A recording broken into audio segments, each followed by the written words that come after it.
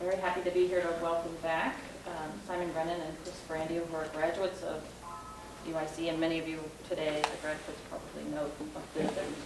They're got folded in. So I'm not going to tell you too much about them, and of course they're going to talk about their work, so I'm not going to tell you anything about their work. But I will say that I think it's great that you're all here, and I wish we didn't have a war that would be preventing other people from coming. But these are very versatile artists who will be giving us a wide range of, showing us a wide range of work, and you'll be very interested. And you can tell stories about UIC too, if you like. Okay, thank you. So please welcome Simon and Chris.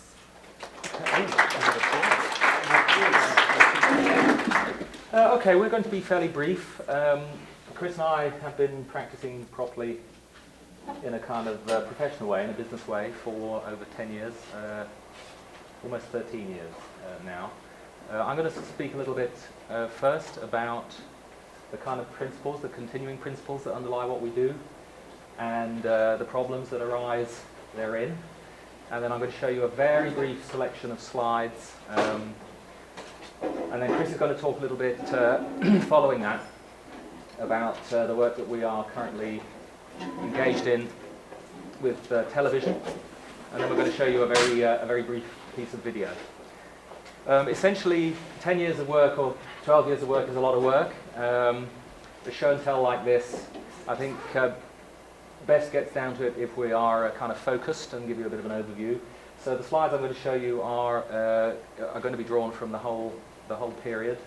There'll be some stuff that's very old and which I maybe either feel embarrassed about showing, or have gone through the embarrassment and think, oh, that's actually quite good now after all that period. And there'll be slides of much more contemporary work, essentially illustrating the phases of what we've been up to. Chris and I, for those of you that don't know briefly, we graduated from the MFA program here in 1990-91, and I went immediately to live in Manchester in the north of England, and Chris went to live in Manhattan, and we have been collaborating exclusively on our practice since then, and so our collaboration is transatlantic, and there are lots of practical issues that I know some folks are often interested in as to how that works, and when we're all done with this, you can certainly ask any questions that you like. As well as collaborating exclusively, so we don't make any work outside Grennan and Sperandio, as it were. That you know about. That I know about. Yeah, that's good. Because Chris's work was always vaguely inferior in quality to mine, so that's good. I'd rather not. As well as doing that, I remember it differently. I think so. Phyllis, maybe. We also maintain a particular constant in our work is the fact that we also work with others, and so all of the work that we make is made together, and all of the work that we make is made with some type of authorial input from members of the public, and sometimes that means working with large groups of people who are diverse, sometimes large groups of people who have joined themselves together through some type of mutual interest, which has nothing to do with us, sometimes one person. The reason that we started to collaborate together was in a sense to both dodge and also to explore ideas about what happens in the public domain, what public experience is about, what life is about in a sense for a range of folks. And so all of our endeavours have been underpinned by that momentum. Parallel to that is also the desire to not have to work for a living, and that means to strategize ways in which we could form partnerships both with our co-authors and with folks who could facilitate the work that we want to do, and that continues onward. So we have been in bed with a lot of different partners, both partners who facilitate us and partners who provide us with content. And there is an arbitrary nature to those things which we're only partially ever in control of. So the work that we make is in some sense not ours. It belongs as much to our partners. It also belongs vaguely to a kind of range of publics. One of the things that occurred to us and is important to us about Well, early on, really early on after we'd come out of graduate school, was the importance of the audience, the questions about who's looking at what you do, how they look, what they experience, are again issues that are constant in our work. And that means inevitably that at some point, quite early on also, we had to get to grips with ideas about distribution. We started work close to home. We made work in the city. We made work that made use of the support structures that museums and galleries could give us, and we continue to do that. But distribution to us is an audience question. How do you get stuff out? How do folks find it? Where do they see it? Who's looking? How? This led us around about 1995 into publishing as a primary source, again to dodge various issues and then to grapple with others. The issues that we dodged through publishing were issues that come up in terms of the uniqueness and commodity, and so we produce and continue to produce multiple original artworks, very high editions. The last publication that we made had an edition of 50,000. And is distributed in a very, very focused way, and our partners are distributors and publishers and promoters. We've been working with television companies along similar lines. And so those questions are all there too in our work. The issue of commodity is an issue that we dodge by making multiples. The other issue that we kind of dodge is an authorship issue. We are constantly refusing to be pinned down as to who made the work that we call ours, and we've strategized that very heavily in the last 10 years. We've worked out a lot of methodologies for dodging the question, who made this work. Out of that came an idea that when we started to publish books, we kind of hit upon a kind of methodology which we use still, which is a drawing methodology, a cartoon methodology, which solved a problem that we had, it'll be quite obvious when I show the slides. We've been making comic books and making animated films since 1995, and the comic books that we make are utterly co-authored, and so we invented a trademark, kind of trade secret technology that draws for us. It's a computer program that we wrote. It's a program that we could give any one of you and you could make our drawings. It has two advantages. One is that, the other is that it is derived from video, digital photography, which means that places and people can be utterly recognizable within the cartoon, so that you can, if you appear in a book of ours, you can appear as yourself, doing things that you've done, and that is an enormous strength in terms of our collaborators and our audiences. So all of those things are and do remain constant. Our desire not to have to follow well-worn paths from art school to gallery, to museum, to teaching job, remains constant also. And we are, in a sense, continually looking for ways in which partnerships that we can forge with institutions, patrons, funders, folks who have an agenda which maybe only obliquely overlaps with ours. That's the way in which we continue to make work. So, on that note, I think, have I missed anything? Have I gone on too long? Yeah, let's show the slides. Lights, please.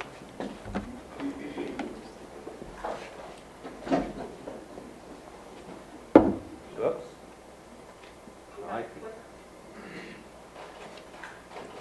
Ooh, that's not right. There we are.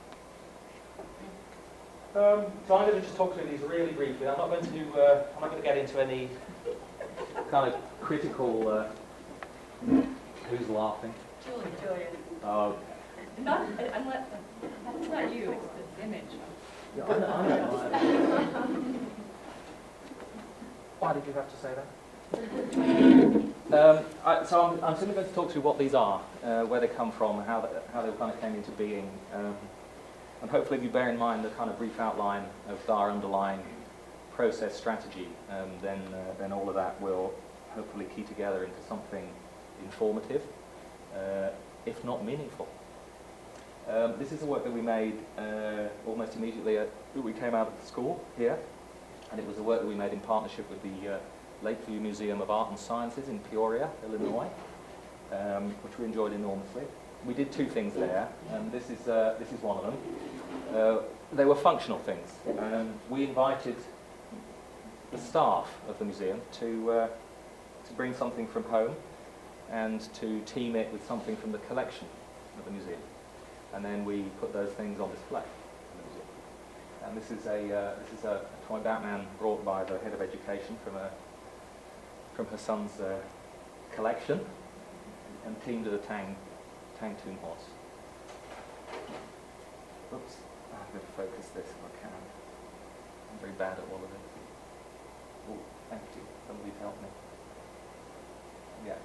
This is a George Remington bronze from a small edition of about 45 that's in the museum. The other thing that we did is that we asked the same people if they wanted to take something home from the museum collection.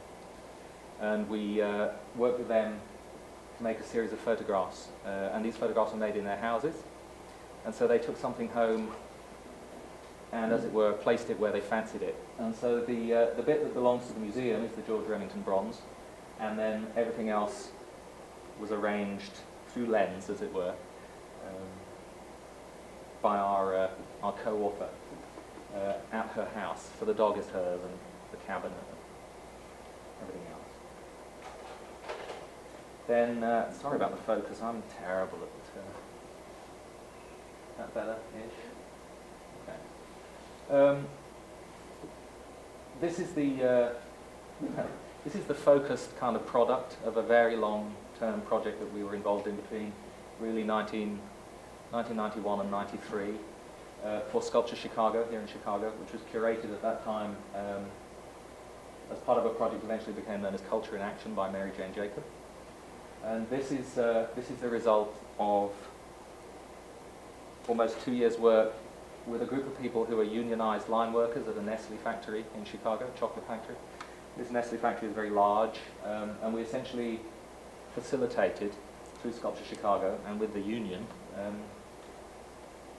the production, the creation and production of a candy bar by the unionized line workers. So they chose the content, how big the bar was, what the cocoa content was, how the sugar worked in it, what the wrappers were like, how they were boxed, what pictures went on it, what it was called, where they were sold in the city, and how it was advertised. And so essentially we gave over those processes to those folks. And this is what they made. It's a bar called We Got It. The interesting thing is, one of the most easily talk aboutable interesting things is the fact that We Got It refers to, they said that it referred to what they got, which was jobs, unionization, and the American way of life. This is the president of the local union, Jethro Head, handing out bars on the shift. It's a 24-hour factory. Okay, this is an utterly, we're just coming forward in time a little bit. Continuing to focus on the idea that somebody else might make the work with us, provide content for us. We did a number of projects where the outcomes were photographic, and this is a bit of one, a fragment of one of those. This is a project that took place in a small county town in England. And this is a telling image of that. We worked with the town agencies, who were few, because the town had a population of maybe 11 or 12,000 people. The town agencies were the town clerk, the local police, the firemen, the local newspaper, the head of the Chamber of Commerce. We arranged for all motor traffic in town to be ceased. We shut town to motor traffic between 4:30 and 5:15 on a Saturday afternoon in June. And we sent a personal invitation to every citizen in town to come and have their photograph taken in the town that was empty of traffic. And about 3,500 people turned up. And we had a team of 15 photographers continually photographing all of the areas that were closed to traffic, and events that we had no knowledge of spontaneously occurred because big crowds attract folks who want a show. So essentially the people of this town made this work with us. Okay, I talked a little about this trade secret drawing program. I'm just going to run really quickly through a series of books. These books have all been, in one way or another, the majority of these books have all been made in collaboration with Fantagraphics, which is it's the biggest independent comic book company in this country. It's a distributor as well as a producer. And these books are made with a variety of partners. This is one, made on the occasion of a Cindy Sherman show at the Seattle Art Museum. And I'm not going to go into detail about what the specifics of these. The production and the distribution of these books was reflected each other themselves, so that the people who were working on them were also, in a sense, telling us where they were going to go, and that's kind of where they were going to go. But also with Fantagraphics, you can buy a lot of these books in comic book stores, and that kind of randomness and numbers game, which is what distribution maybe is in a certain way, is also interesting and important.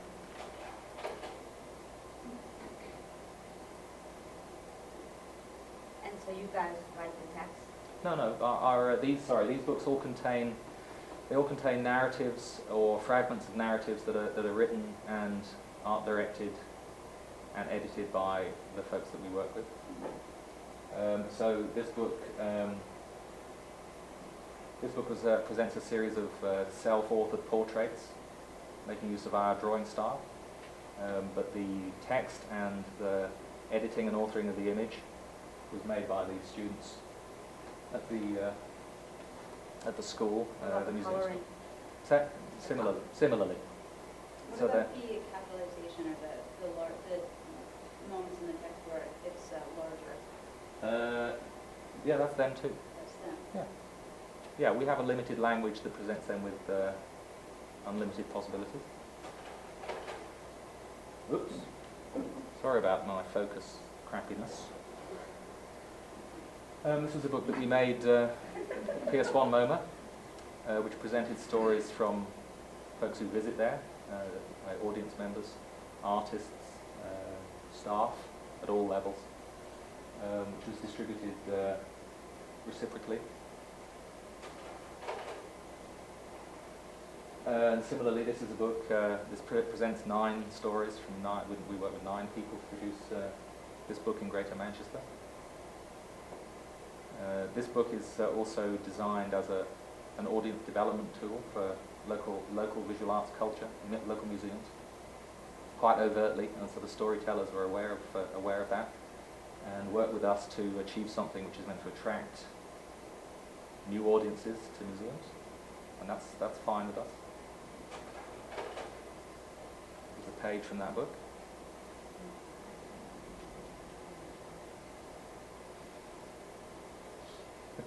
Take Daisy back in time.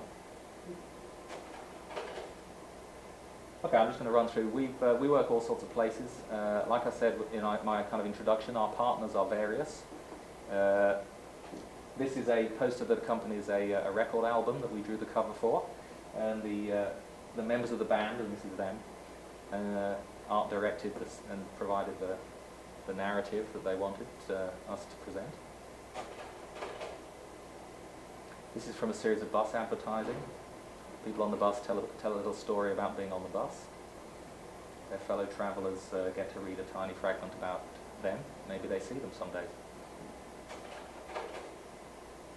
This is a design for a 48-sheet billboard, part of a large campaign for Asda Walmart in the south of England. This is a woman who was proud of the fact that her new home, which is pictured there, was worth around £200,000.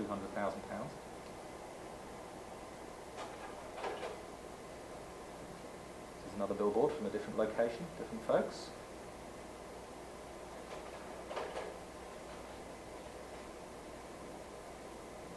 You get the picture. This is the cover of a video box. We made an animated film with an amateur theatre group. Instead of producing a show on stage, They wrote the script, which they do quite a lot. They're quite an interesting amateur theatre group. They appeared in it. They voice acted it. They screen wrote it, art directed it, and did all the costuming and layouts.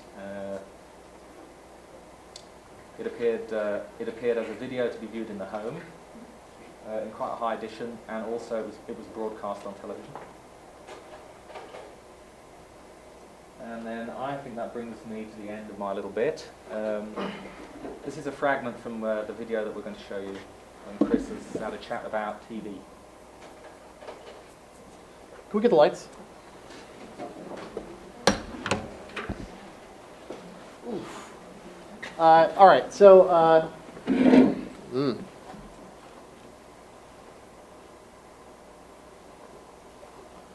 I think this is well, we don't often present our work together. Since we work corporately, we divide and conquer, typically. And so he says slightly different things about what we get up to, because obviously I think differently than he does. But I think you got a lot of that right. Good. If it's 75%, that's good. Yeah.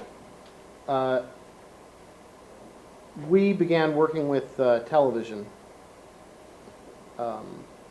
We were invited to develop programming for MTV out of some, I don't know why. I don't know why they would do that. I think if you watch that channel, you can kind of, you realize that they aren't thinking straight a lot of the time. But we got invited to begin to develop television shows. And the experience of being inside a big operation like that, where they really care about who's watching, they really know very specific demographic information about when a particular person turns on the channel and when they turn it off. And it seemed a lot more in line with our thinking about sort of reciprocity. By comparison, museums do not know typically who comes in or why or what they think or how old they are or what they earn. I think we know who does, but at the same time, they don't have a specific idea like that. So we've made 2 pilots for MTV, and we've just started working on our 3rd. The first 2 are animated and developed with script writers, and the new one is a reality show that we're very excited about. The thing I'm going to show you, I think it's very important to realize that it was not made for any of you. It's made for people it's made for people between the ages of 15 and 22, and it's tailored and targeted to them. So I'm going to show it to you, but you have to promise me that you'll view it as phenomena, anthropology, rather than think that we're trying to entertain you, because we're not. The other great thing about working in television is that it allowed us to not make any art. We have different feelings about the art world, and my feelings are a little more. I'm not conflicted. I'd say ambivalent towards the art context, and but then I always have been. Whereas actually what I like increasingly is antiques. So, and it's always been the case. I thought it was an interest in art. In fact, it should have been antique dealing. I like nicely painted paintings. Well. It's my background. Yeah. Consistently, what we've both done is used what we're doing to move us different places, rather like Faust. That's right. You know, he made the deal with the devil to see what the power would feel like, and that's similar. Not that we have a will to power or anything like that. But we just want to see. As someone interested in engaging a wide range of people, it's a tremendous opportunity to think about engaging 1 million people at a time or 2 million people at a time, and without compromise. In other words, making the things that I really want to make, because I have a very juvenile sense of humor. So can we show the video now? And I don't think I added anything to that, but what are you going to do?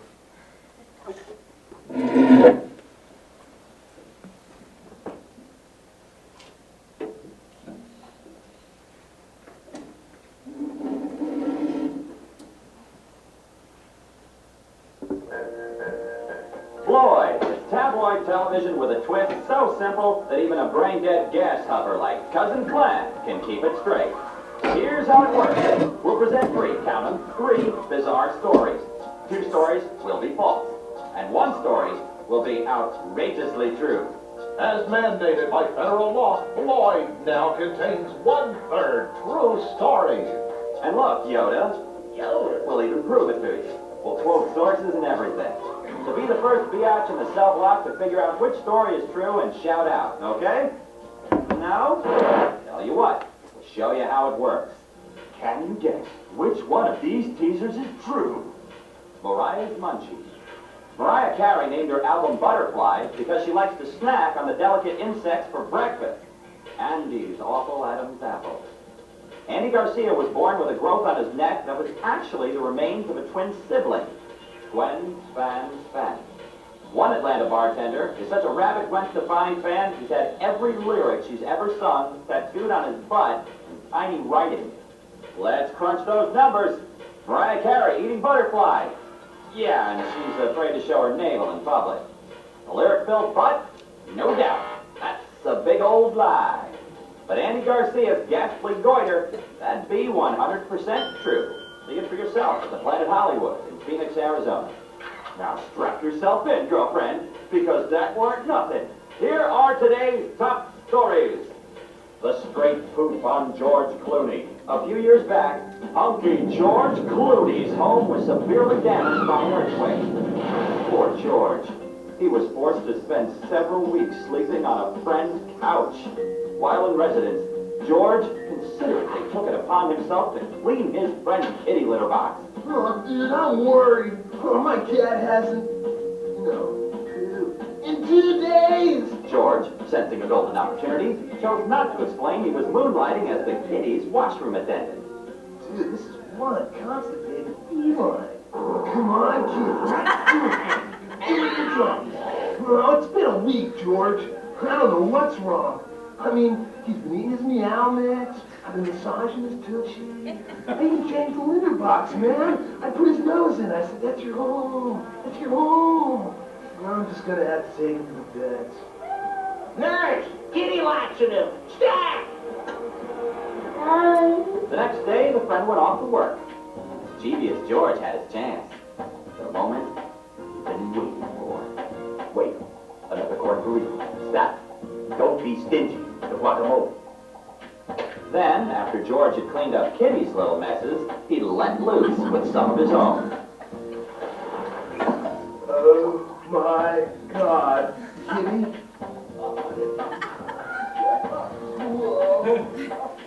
Think we're full of crap? Well, before you decide, get a load of this next story.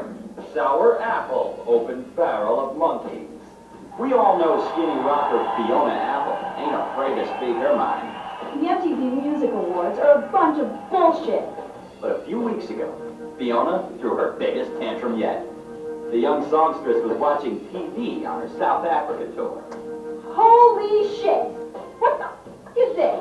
Cruelty to animals is so cruel! I have to do something about this.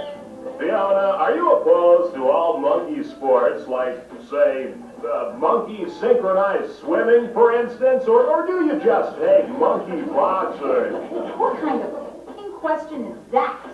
This press conference sucks. Later that week, animal activists planned a raid of a monkey boxing tournament. They asked Fiona to come along to help drum up publicity. Look at those little monkeys go! This sport sucks. Monkeys, I set you free. What Fiona didn't realize was that the monkeys love boxing. In fact, they were pissed at him for interrupting the match. Ouch! My boob! Ow! What are you doing? I'm liberating! My mom! Did we rattle your cage? If you like that story, you'll go wild over this. Silent but deadly. On September 7, 1998, a welder named Jack was found dead in his apartment. Heart attack? No, sir. He was only 31. Foul play? Not exactly, though something sure was found. That Jack had an unhealthy obsession with his favorite food, cabbage and beans. For the last month of his life, that's all Jack ate. And this had predictable gastrointestinal consequences. We're talking serious gas here, Pete. Then, one evening, Jack came home and made himself a particularly mammoth late-night snack.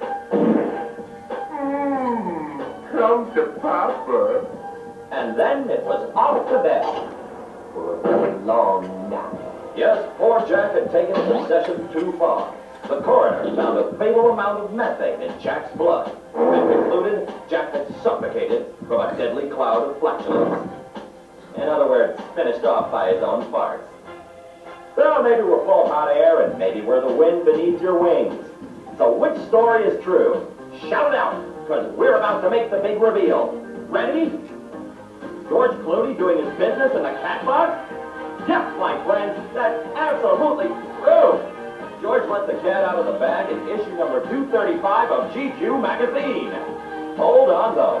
The kitty tale isn't George's only strange pet story. The ER and Free King star shares his mansion with a pig named Maxwell. Maxwell's favorite snack? Lipstick. Join us again for more bizarre tales. 1/3 of them actually true. Only on Floyd. Some guests of Floyd will receive Tongue Brothers ball game wieners. They plump when you touch them. Okay, that's it. Yeah, so it's not for you. So if you laughed by accident, that's okay. The pilot goes through several stages, and the final stage is market testing. They put it in front of focus groups, and it actually did better than anything they've made since Beavis and Butthead. But the dip in the economy and then 9/11 closed their animation unit, and so the show's in turnaround. So if there's any TV executives in the audience tonight, then talk to me afterwards. And like I said, the show that we're working on now is a reality show. We've taken the animation element out because it's just too expensive in this environment. What's the topic of that program going to be? I can't tell you. We're not allowed to talk about it. Sorry. Good. Any questions? Or are we done now? So what are the demographics like? You guys had the fart jokes in there. You did open up a question, right? Yeah. Okay. So you guys had all the little things in there, the youth culture references, the fart jokes, the sex, and all that stuff. What are the categories that you guys are, I'm assuming there's some sort of system. They say, well, you need to have all these things in here that this age group likes. What exactly are they? No, I mean it's not that organized. They, everybody in television thinks they know what the audience wants, but they all have different opinions. So it's really about, you make a thing and then you focus group it. And then if it's okay, then you leave it alone. And based on the test results, then you might make changes. But I mean, this is pure writers that they like, us making puerile television. How did you come up with it? Sorry? How did you come along with the decisions that you made? We want to be on air, and therefore the lists that you talk about, we're working empathetically with folks who have the power to put us on air. And he talks about a Faustian relationship. It's not quite like that. They aren't Mephistopheles, the folks who run TV. They just run TV. And so we are in a situation where, like all of the partners that we've worked with in the past, in this or that environment, some of them hard environments, some of them soft, our agenda and theirs bump, overlap slightly. They have something that we want. And sometimes that's experience. Sometimes it's surprises. In this particular instance, with this in this context, quite overwhelming in a way, kind of product, we want to be on air. If we have an audience of 1 million or 2 million people, the work that we make changes its character, I think. We theorize. And it would be nice to apply the kind of critical criteria to a situation like that one might more easily apply to make a book or a painting. But so you're saying that we should approach this critically? No, what I'm saying is that we want to be on air. And therefore we don't know, until we get on air, we don't know what it's like. The folks who do apply critical standards to essentially mass media situations are often musicians, because the culture of making music is a collaborative culture from beginning to end. And they know how people's opinions work, they know how to work with each other. The audiences that they work with are extraordinarily sophisticated and responsive. But the critical faculty for dealing with that internally is even not there in music culture. It would be interesting to us to have a hit show, because then we'd have to decide what to do with it. And that's all. But you'd also, I'm sorry. Can I ask you a question? Could you help me with the reality show? Is that just non-animation? Is that like Survivor? It's real-time situations which are maybe semi-scripted. The environment is built, but there's no script. Folks just enter that environment and do what they do. They make decisions on their own, and that's reality television. And then it's edited. Yeah. Oh yeah. If it's shite, I'm afraid it doesn't go out. No? We can't have them all sitting around talking about Proust. It's not on. Can I ask why do you want to be on now? Because we believe that the fact of an enormous audience is something that we can't, unless we approach it and deal with it, we can't talk about it. We can't apply critical faculty to it. It'd be fascinating to me to have an audience for something that we had made that approached a number where I think that we suspect that the numbers of things change their meaning. So then it's because it's fascinating to you. Yeah. That's the Well, reason. In a way, I mean, Yeah, of course. I feel more Is it a uncomfortable reciprocal in front of television. relationship between audience and you guys, or is it solely like I a don't know. monistic one? No, I think it's not a question of feeding folks, because we are in an environment with TV where we don't know what we're doing. And often folks who run TV don't know what they're doing. And therefore the audience is a chimerical kind of thing. It moves, changes, it gets bored very quickly, it fragments. And we think that in a way that's something that potentially makes meaning. And so if you have a big hit, if you have a lot of numbers, if you have popularity, all of those things are things that we are interested in gauging, looking at, trying to find out what's going on.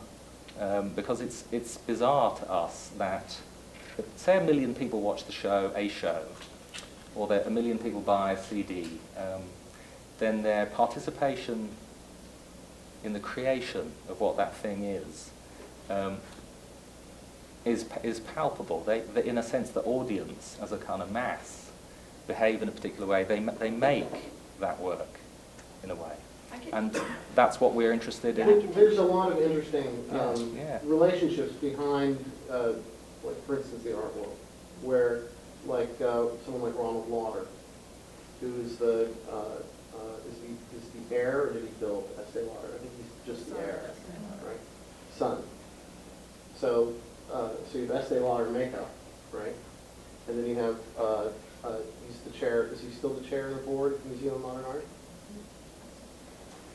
Or is it Buddy Lee?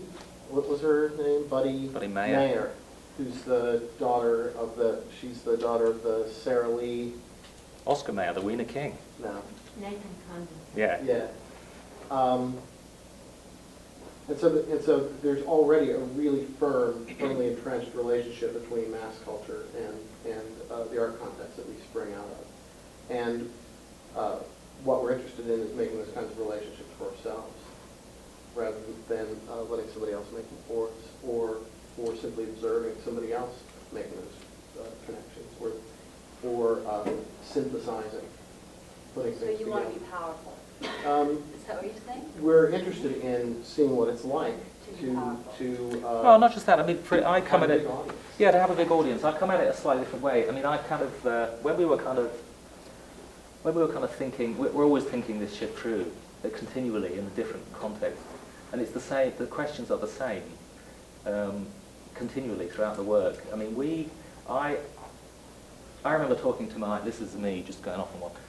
I remember talking to my mother about her experiences during the Second World War as a girl, and she talked about the wonder of seeing an orange thrown to her from a U.S. ship on the docks at Liverpool when she was 9 or whatever, and this orange that she caught was this extraordinary thing. It was to her it was a kind of marvel, this orange. And why? Well, because she'd not seen an orange for so long, because the war meant there were no oranges in England. And so I don't think that oranges are a wonder. And the reason for that is because distribution gives me oranges as a matter of course. The meaning of the orange is utterly changed. Me and my mother's response to oranges utterly different. Orange isn't changed. Orange is the same. So you think, okay, what happens? What happens to stuff? What happens to meaning when millions and millions of people can have one? What do they do? What do they do with it? Why are they doing that? And you can't begin to approach answering those questions unless you've got a fucking audience. So we're not mono focused. I mean, we do other things too as well as TV, and the questions are cut in a slightly different way. I think that's just my conundrum of what I'm most interested in, because I would love to be on TV, and I would love to have that power, and I'm not even gonna, say anything different like about that. But what I'm kind of like interested in, or kind of trying to figure out, is sort of how, like you had said, like you get to make whatever you want to make, right? You don't have, but at the same time you don't consider it art making. No, it doesn't matter. Why? It doesn't matter. And then, okay, well, it's not in our context. Television is not in our context. No. Okay.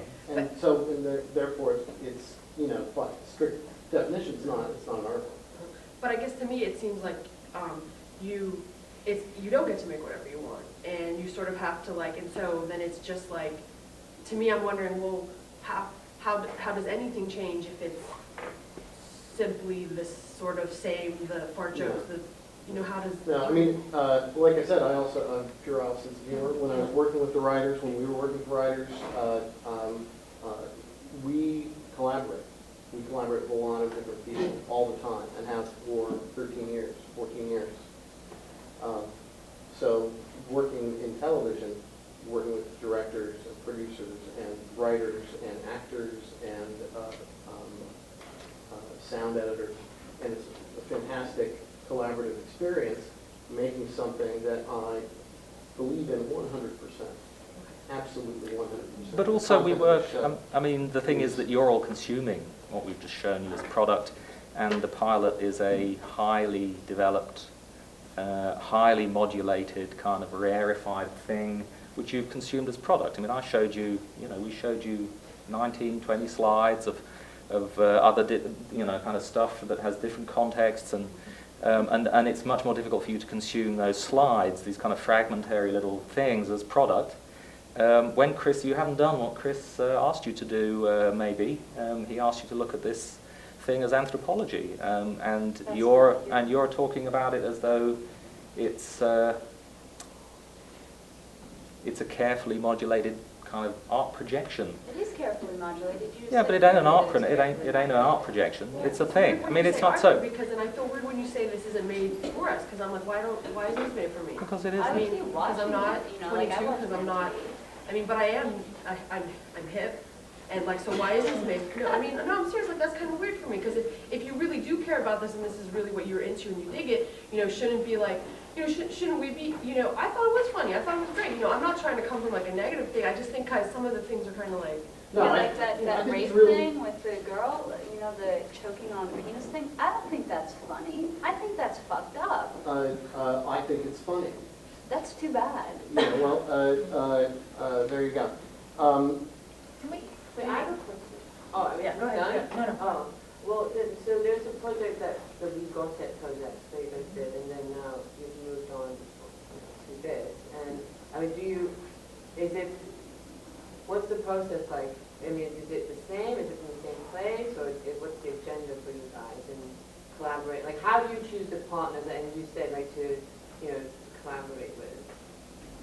And what agenda dictates it? I think that we are. I mean, essentially, the work, the whole trajectory of the work is characterized by two things still, I think. One is that is that our practice is essentially the function of the practice for us is about learning, and it's still, some practices are very about learning, some practices are about as it were, a meditative, self-reflexive ways of thinking. For us, we are in a sense urgent and reckless in the way that we've pursued trying to understand what goes on out there, and the tools that we have to do that are contradictory often and puzzling. And one of them, so for instance, we are as at home with various types of political or critical theory dialogues as we are with kind of production methodologies or relationships with institutional hierarchy. And we deal with all of those things in a reckless and urgent manner. We make maybe 10 or 15 products, kind of project work a year. We've worked on hundreds and hundreds of different things with different circumstances attached to them. And there is a kind of linear progression, but we work on them simultaneously. So we are currently at this moment working on 7 or 8 different things. And they are about testing consortia, seeing whether something, an idea that we might have that results from another work, or that is thrust upon us, or just kind of hits us in the face, of kind of testing those things out. And therefore, the results that we end up with are often lumpy, contradictory. We aren't sailing through we're not kind of cutting a course through the sea of kind of everyday life with a kind of clear goal or a kind of steady rudder. So are you in communication with your various Yeah. Or are they your guinea pig communication? No, I think you're. I mean, it's no. We have partnerships that have endured for 10 years, where folks are with us to do various things, and the questions that we ask are questions about how audience controls what it sees, how it decides what it likes, how it defines itself in relation to others through consuming. And those are constant questions for us under any circumstances, whether that you've got a museum partner who is interested with us in a dialogue about developing a particular focused audience base. It might be that we're talking with all sorts of different folks all the time. And so we have we've kind of tested this stuff out for 10 years. And we have come to, we don't have conclusions, but we have kind of points of view. Can I speak on that? I'd actually, I mean, if you don't mind, I think you explained it and explained it really well. And unless there's some specific thing, I'd really like to talk about collaboration, because I think that that's a whole other side of it. That's So, kind of what I was going to ask about testing as well. I mean, I don't understand, like, why you know, what, like, if I say something.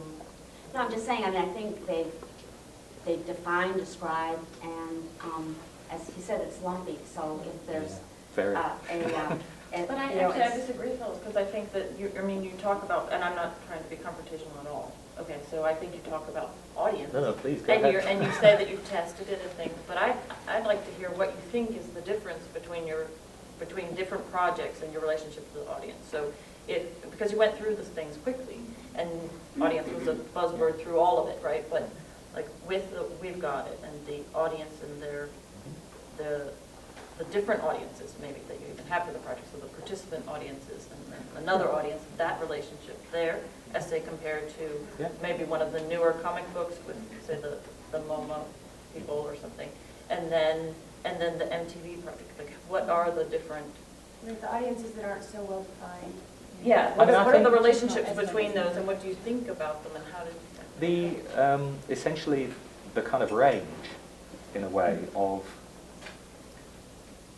the range of types of relationship are from, let me have a think. When we began, we were overwhelmingly interested in seeing what would happen if we invited other people to fill in the content. Immediately recognizing that the invitation was in itself a kind of creative and restricting act. And so we said to folks, we thought up situations, or we discovered or came across situations where people were relating to each other, and we'd invite them to do something that they didn't normally do. And sometimes they thought of that as art, and sometimes they thought of it as entertainment. And sometimes they thought, well, it doesn't really matter what it is because we're not that bothered about it.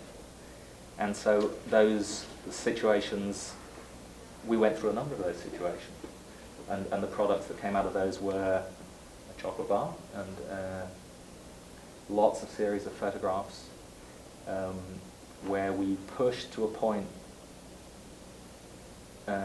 where our identity as artists started to disappear, where we were simply thinking up different types of climbing frame and other folks were climbing on it, in a way. Did you do some cake decorating? That was very long time ago. yeah, early on in grad school. No, I thought you did it as a project outside of it. And so oh yeah, we did actually, a small project. We did, didn't we? So there was that, and then yeah, I'd like to comment on that because what struck me about this is that I really like, I followed your work and like it. It's remarkably consistent from when you started here as students. It's just striking, even the way that you operate with this thesis, and then it starts from a point where you kind of backtrack into trying to figure out how to understand something. So to me, it's kind of an ongoing thing that I saw in grad school, and so it's pretty interesting. Well, that's what I was trying to talk about. I mean, you guys meet in graduate school. Weren't really collaborating very much then. Oh, yes. Were they? Yes. In the second year. in the second year. And something clicked so that it didn't really matter whether you went to England and you went to New York.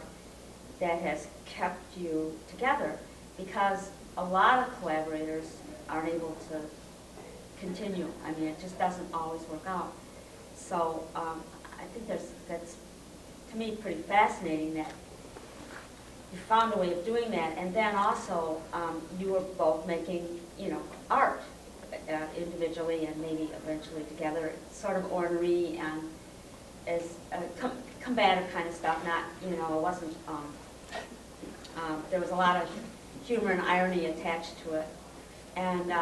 I'd say mean-spiritedness. Well, maybe That's so, just me. but I don't really remember it quite that way. But so I guess what I'm trying to say awkwardly is you kind of answered it, that sometimes two people that actually I think enjoy making art have to kind of sometimes throw it aside to sort of play not only in culture but to actually play in a bigger world, where maybe 1 million people are going to watch the work, and maybe there's another success attached to it that I think most artists actually, in the long run, wish they could get, but they're not. You know, they're not going to. So I mean, it seems to me there's this clash between, not in your minds, but this clash between, you know, that sort of like studio practice and making things that directly go into a museum. And then the way that it still went into the museum because of these comic books. I mean, I think there's some slyness that I think is sort of interesting. Well, I think the work is complex and it doesn't offer up any answers. I mean, I think the one thing that has kept us working together is our chief interest is experiential. I mean, it's process work. It is. It's learning. I mean, you know, you could put. We have made so much stuff. And most of it's terrible to look at, just, you know, awful. But it's really not, it's the, Hitchcock had the term MacGuffin, you know, we called the MacGuffin the meaningless thing that drove the plot forward. It's the canister of film or the glass of milk with poison in it. That, you know, it's the thing that just drives the plot forward. Making these things is secondary. Looking at these things is secondary to making them. So because I tend to be literal, when you just said mean-spirited, you know, I think we are mean-spirited. I think that we in kind, we hate you. Oh. Well, I mean, what about these folks who make the chocolate bar? You know, or these folks Well, I mean, who suddenly I see that was a rear end shot of the people in England, you know, doing their parade thing that day. And I mean, the thing that we have, there are two things happening. One is that the work that we make is essentially it's social activity. The making of it is social, and therefore to talk about, which I don't think you were necessarily doing this, but to talk about a kind of hidden agenda, a kind of separateness, is simply doesn't approach what we have to do. What we have to do, even if we had a carefully calibrated, strategized hidden agenda, it wouldn't. It simply daily life would fuck it up completely. And I'm not that smart. No, well, and so we're not. So we are one of the things that keeps it all going round is that utter sociable is the social aspect of all of that, is that we've met and worked with in various different ways all of these folks for 10 or odd years, and some of them I say we know still, and some of them we didn't like. I'm calling into question only what Chris just said. Yeah, no, indeed. Well, the mean-spirited, I think, was more about the work that I made in graduate school. I mean, I made these cakes and served them to you guys as part of the critique. We're still alive. You guys, it wasn't that mean, yeah. You guys kicked Steve. Remember Steve? What was his last name? Williams. Yeah, he just bounced out of the program, and the next critique, I served a cake with his name on it, and you guys ate it. I mean, that was mean-spirited. I didn't like that guy either, but... So I think it's not... No. Yeah, so the work that we make is kind of social. Right. No, I understood. Yeah. I want to clarify one more thing, and that is that with the amount of participation, you know, and with your anti-authorial stance, I mean, in a way that denies the possibility of a particular agenda to a degree. Yeah, it foxes it. Yeah. Right. I mean, we're not really anti I mean, we started out belligerent because another thing that keeps us going is a kind of desperation in the face of this an overwhelming sense of the complexity of the kind of outside world and the kind of what we don't know, and how there's a kind of powerlessness which often creeps into, you think, well, what the fuck's out there and how's it, and it's in here and all of that, and so there's that. But also, I mean, it's a question. It's just an operational question in a way. I mean, that's how that kind of ends up. It's what we have to be with folks doing stuff. We can't be anti. I mean, the funny thing is that when we started to think, shit, it's okay to talk about this stuff in school, and then to start to go out to see how these things work outside school, the belligerence that we had here was meaningless, instantly meaningless.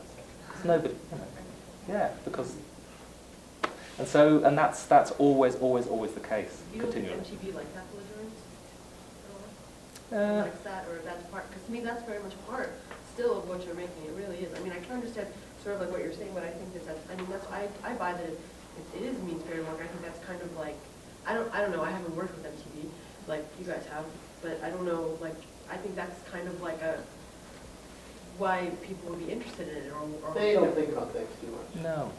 I mean, in a way, the training that you guys gave us, the training that we had here, prepared us perfectly for working in television. Because we're used to taking not only other people apart and putting them back together, and other people's work apart and putting it back together, but ourselves. That's true. Like watchmakers. And that's a great, in an environment where clear communication and an exchange where you speak and then listen, it's a fantastic facility to have. It makes it very easy. the content does matter, I mean, to some extent, too. Yeah, the content is, the great thing about television is that if it's not popular, it goes off the air.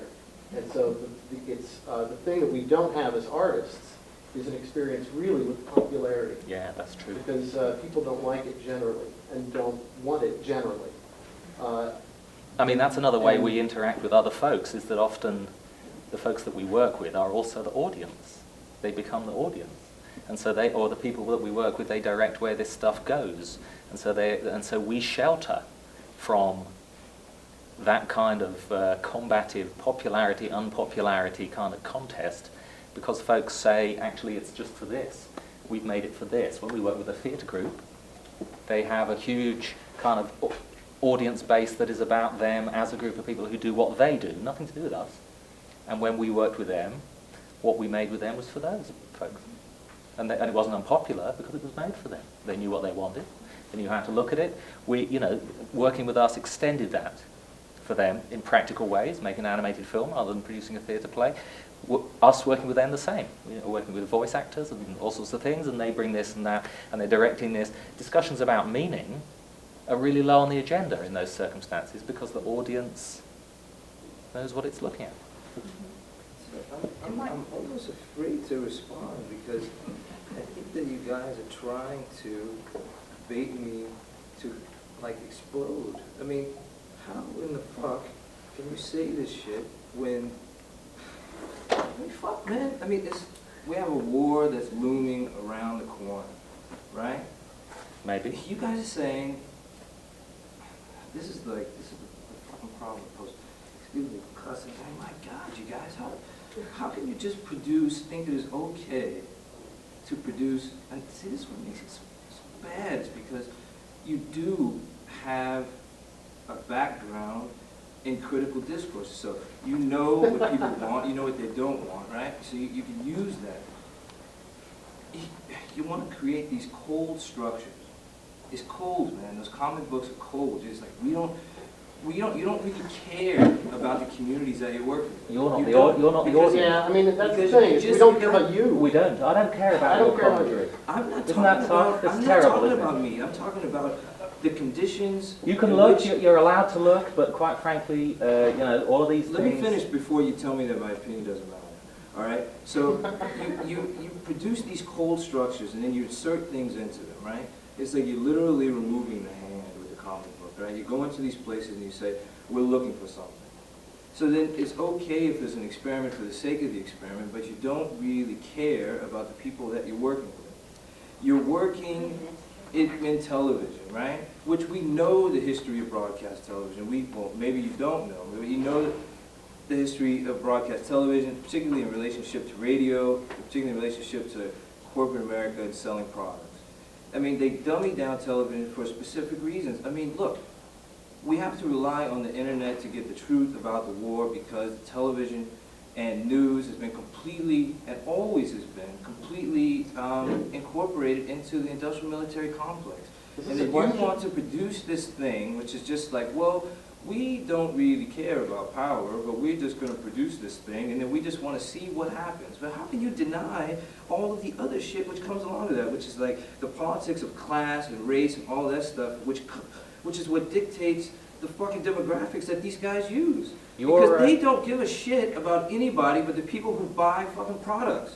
And the other people who don't have a voice, which are usually the people that don't come to these schools, which, by the way, I do believe that you guys are so fucking cynical. Look, you know, this stuff is better. All these fucking middle class. Can I say? Tell you, I'm about to throw up right now, and nobody's saying anything. Can I respond? Can I respond to that? Fucking shit. Can I respond to that? I mean, It's not true that nobody has said anything. Well, so you guys are saying a few things. Some of you did. Thank you. But a few other people. And she just wants to talk about. Can we talk about collaboration and just ignore all the political part about it? I'm going to defend myself because art has never been. It can be on the moral high ground, and there can be moralism attached to it. It can also be reflective, and it can sabotage. And I think they've made it very clear that that's another position that they're in. So yes, I object. I understand your sentiments. I understand why you're saying what you're saying. But personally, I'm interested in art that is a saboteur, that is bad-mannered. They're not sabotaging anything. They're feeding the machine, and that is cold and it's amoral. But maybe then it's being reflective. And I think when you put moral and immoral and attach it to art, it's a very, it can be equally as dangerous and pretentious and judgmental and stopping anything. So I mean, I've listened, and you'd admit it, Simon has a little more gift of gab than you do. And I think he's actually, I get more girls than you. I think he's added a conceptual aspect to it, and he's been very clear, and I think,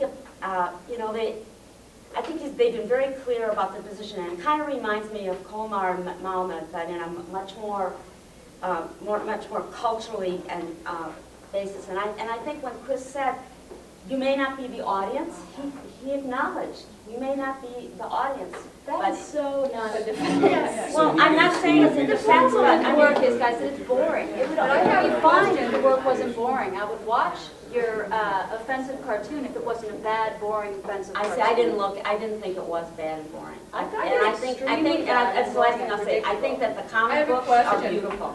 I have a question, and it goes back to some point that happened, and I would like to ask if you would talk about how you decided to give up your authorship of content, because that's really sort of what this part of the conversation is about.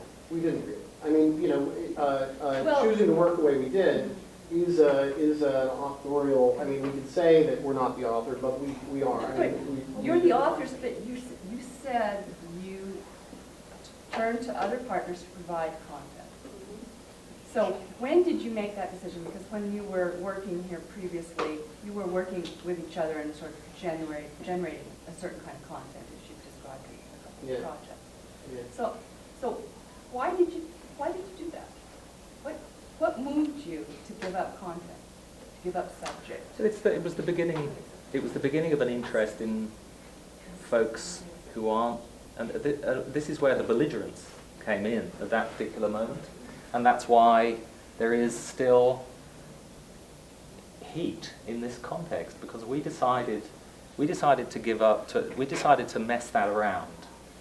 So you because, can I finish, can I answer? as long as I can speak when you're done.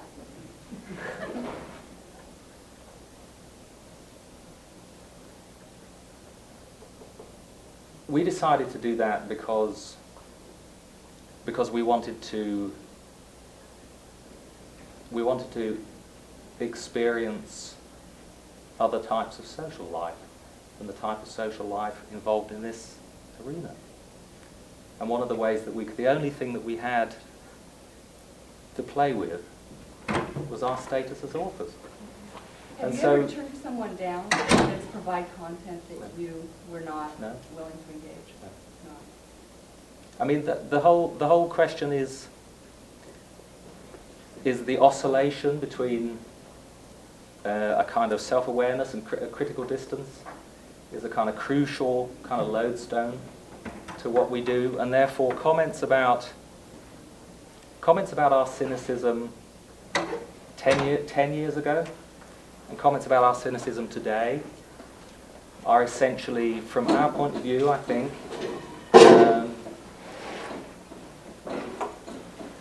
a refusal by folks in a privileged position, a critically privileged position in this context, to see what other people might think, what other people believe, what other people do. So your horror. I'm sorry for cursing so much. No, it's okay. I mean, it dismays me, but the problem is that I think that you've not seen through. It's difficult to. You've not seen through our process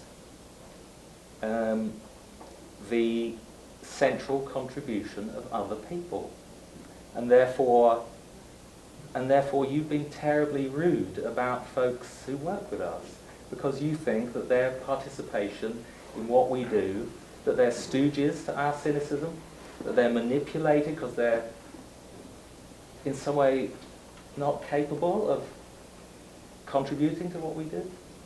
And that I find idiotic.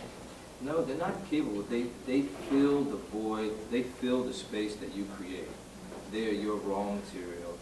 You create the horror structure, of that term. and then they fall into I refuse it. You get the material. How after 15 years of me working with other folks, can you tell me that they're my raw material? You are an idiot to think that. How dare you say that to me? Well, it's very easy to say. See, that's right, because you can't see it. You don't feel it, you don't know that. I'm very familiar with the rhetoric in which you're using. And I don't even see how you don't even see, how can you not see some of the parallels of the stuff that you're saying? I mean, you're saying that you're cynical, right? Which generally, cynicism is associated with an attitude which is like, well, who gives a shit anyway, because, the world's going to hell. I didn't say we were cynical. Didn't you just say my cynicism like 5 times? No, I'm talking about what you won't see through our work to the contribution that our partners make. Why not? But can I just say it's kind of insulting, though, for me, though, when if you're talking about, like, when you're going to make work for people outside of the artwork, it has to be fart jokes. Do you understand? Like, even though maybe that's, like, what you find is that's your sense of humor, but that's sort of, like, what I'm feeling is, like, okay, it's sort of like, No, then the content... we told you what the TV was for. Now you It's can not either for the other world you can outside either of the you art can either believe program? it. No, we told you how to look at it. We asked you to look at it in a particular way in the context of, and you can think that we are lying to you, but quite frankly, why would we do that? No, I'm interested in what you're doing. I am extremely interested in the whole spiel that you just gave about the outside of the art world and what that is like, and the privilege of the art world, or the privilege of people looking at something who have, like, access to resources on criticality in this. And, you're sort of talking about, like, working with the other or working with people outside of the art world, okay? But My partners are not the other. How dare you call them the other? How dare you? Who do you think you are? How dare Strawberry. Wow. That's just what you're... Extraordinary. What's the difference between, Paul McCarthy does some work that, I've seen work of his that is far more difficult and dangerous and creeped me out, that dealt with really, really rough stuff at the new museum, in which a guard had to sit and, you know, I mean, I felt badly for the guards, but, I mean, there is a place in the art world for this kind of work, and I've seen it. No, there isn't. I'm interested in it, but how dare I go there? That's how you're presenting it. How you specifically said you wanted to go outside of the art world, right? I will not call the folks we've worked with the other. I will not call them raw material. What is this urgency that's pressing you to be in these relationships and produce these works? I mean, like, I've got, flipped out because there's war coming along and but urgency, and like, we're just sitting here talking about art, but then you use the word urgency. There's this pressing urgency, and that's why you've made 10, 15 of these situations. And what is that? I suppose we've, I mean, the conversation is now charged in a way that means that I'm going to answer you differently than I would have 15 minutes ago. Because I've said already, that we are pushed forward in our practice by a desire to learn and test. And those things are not clinical things. They're difficult and lumpy, and they don't produce nice or conclusive results. And that's why we do what we do. Could you be more specific and No. say what learn and test what? Our position, relationships between people who form alliances with each other, relationships between institutions and folks, power relationships, relationships based on information sharing, relationships based on entertainment, all of those things, all the time in different guises. To get back to the beginning a little bit, you said, I think at the very beginning you said something like, you don't want to have to work, so we are doing these things? Yeah, we don't want to work jobs, that's true. When you're doing what you love, but every day's a holiday. That's right. And then later on you said something, we don't want to make art, so that's why we have these other people involved. No, we didn't say that. No, you didn't actually say that. If two of you can come up with the same boundarization, I must have said it. Maybe you're putting aside, and then this other role of like almost as if you were working for some corporation, and I'm just wondering. Have you ever worked for a corporation? Yeah, I have. Good, tell me about it. Who did you work for? An educational software company. And what size of corporation were they, and what were their corporate goals? What were they what? What were their corporate goals? Make money. And how are they going to do that? By selling a really crappy reading product to a bunch of parents who want their kids to read. So they were cynical dupes for a public which didn't know what it was buying. Cynical what? Dupes. Yeah. Sure. And that's what we So do. they knew it was a bad product. And that's what we No, do. they Is that thought what they that's were what we do? believing- Is that they what tricked you're? themselves into believing it was a really good product. So that's the model that you'd apply to our practice. Well, I'm just asking you if, No, answer me. if those things are the same for you, that every role in life or art is like the same, or if you have a distinct thing between a role as an art maker or as some other kind of maker. No, we some situations that we get into are too hot for us. They're too difficult personally, or they are too overwhelming financially. But we get into situations. We'll go wherever we kind of can. I know we're trying This to is add gonna be this the because I'm last teaching question. a class that's in actually Oh, a few good, minutes sorry. ago. No, it's fine. But I wanted just to ask about maybe the role of demographics in this discussion. I'm actually married to an ad man, and an art historian, so. You're married to two people? Yes, I am. But so the issue of demographics comes up in our discussion a lot, because I tend to see things as a liberal mother of two between the ages of about 32 and 45, and I'm very typical in those views, and I'm wondering how much of this discussion actually hinges on the demographic issue. Which is to say, if you're producing, he advertises water.